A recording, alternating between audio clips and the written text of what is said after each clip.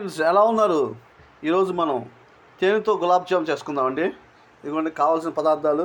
తేనెతో gulab jam first time sweet చేయబోతున్నానండి. Okay, first మనకు కావాల్సిన హనీ, నెక్స్ట్ ఎంటీగా గులాబ్ జామ్ పౌడర్, నెక్స్ట్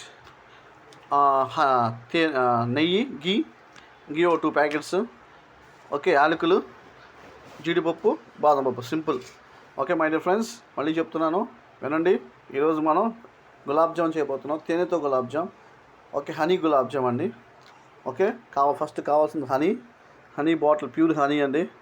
అంటున్నారు ప్యూర్ హనీ అంటారు, కానీ అది ప్యూరో కాదో మనకు తెలియదు, బెల్లం కలిపేస్తారు. ఓకే, కానీ ప్యూర్ అని తెలియాలంటే నీకు హనీ ఫ్రిడ్జ్లో పెడితే గడ్డగట్టేసిద్ది, అదే బెల్లం పాకం అయితే. అదే కనుక ప్యూర్ హనీ అయితే ఫ్రిడ్జ్లో పెడితే గడ్డ కట్టదంట, అదే వాళ్ళు చెప్పారు. ఓకే, దాన్ని బట్టి ఇది ప్యూర్ హనీ అనుకుంటున్నాను.